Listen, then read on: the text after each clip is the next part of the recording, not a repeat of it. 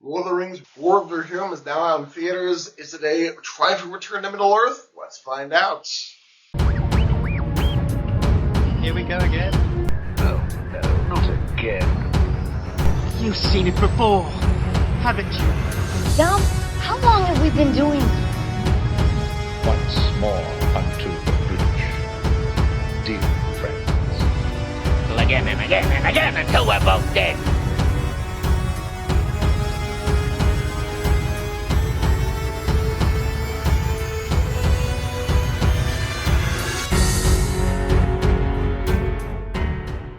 Hello, welcome to You've Seen It Before, Movie Reviews and Connections of Mine.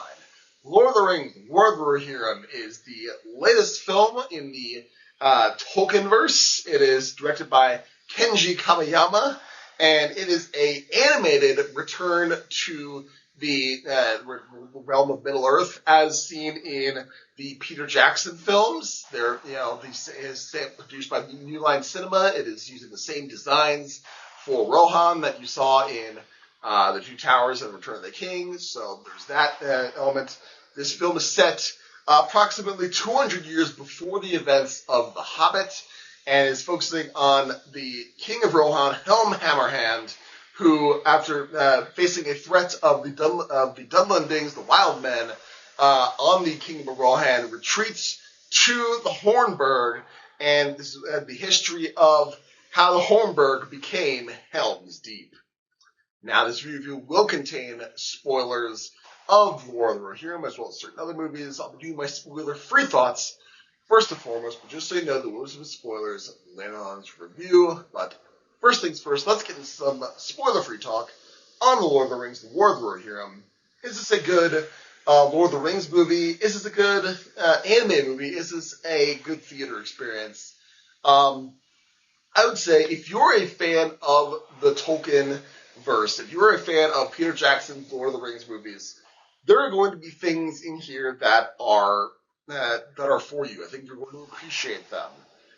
But if you're not a die-hard Tolkien fan, if you're not well-versed in the lore of Lord of the Rings, and if you're not truly interested in learning, exploring this not really talked about aspect of the books, I think this is referencing stuff in the appendices. I think the main character Hera is mentioned maybe once in the appendices.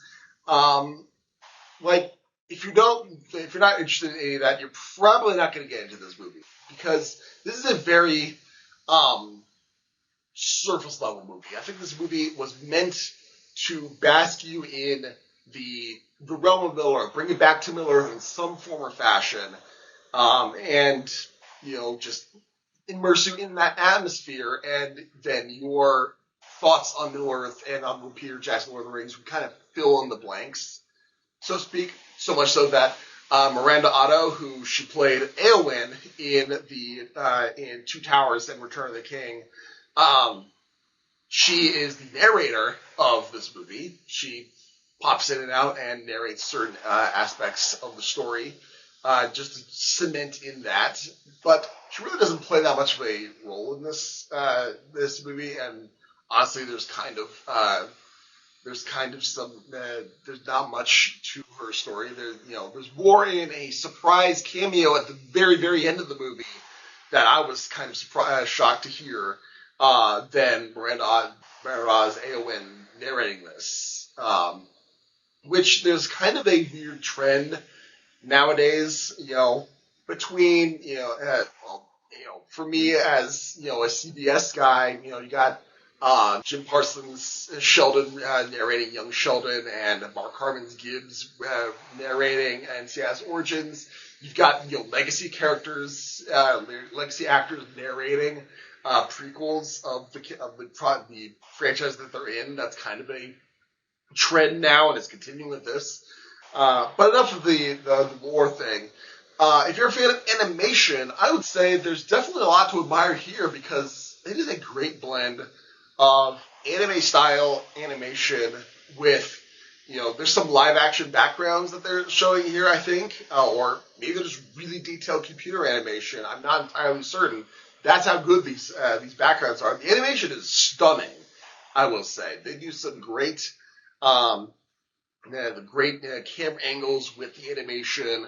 The great thing about animation is you're able to do, certain setups and camera angles that you were not able to do in live action. And this does take full advantage of that.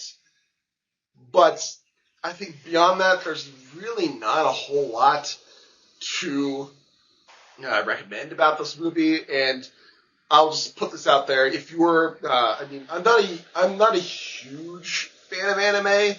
I don't have anything against anime as an animation format, and I don't have anything against, Lord of the Rings as an animated franchise. I'm, a big fan of the Rankin Bass Hobbit, Rankin Bass Return of the King, and the Ralph Bakshi Lord of the Rings movie, which is rotoscoped.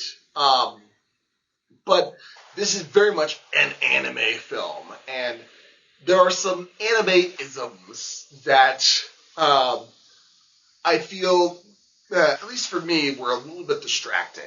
One instance was, there's an instance of I'll call it the stereotypical power-up yell. You know what I'm talking about, where a character, does the big shout, and, the camera pulls back as they're chest pull out, they go, ah, that's the kind of, power yell. There's one like that where it's like, okay, that's fine, but you've seen, that's kind of a checkbox kind of entry for an anime.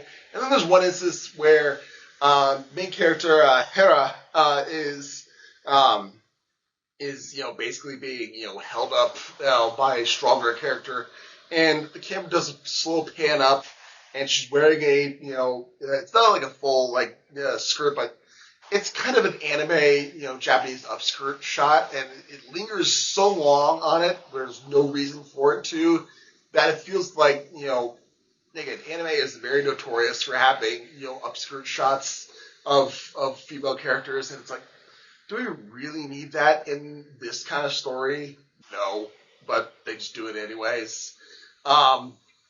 So that was kind of distracting for me, but like I said, if you're a fan of the Tolkien verse, I think there's stuff in here for you to appreciate. There's great references throughout. I do think by the end there's a couple of references that feel a little forced. Kind of like how the ending, like how Rogue One, the way it ended, it was great up until then, but then it feels like it kind of rushed into it being the starting positions for A New Hope, where it's like, oh, they kind of had to insert those references. It feels kind of like that with these characters. If you've seen the movie, you understand exactly where I'm coming from. But overall, I would say War of the Rohirrim is fine as far as an animated film. It's fine as a Lord of the Rings film, but I don't really see me revisiting this very often.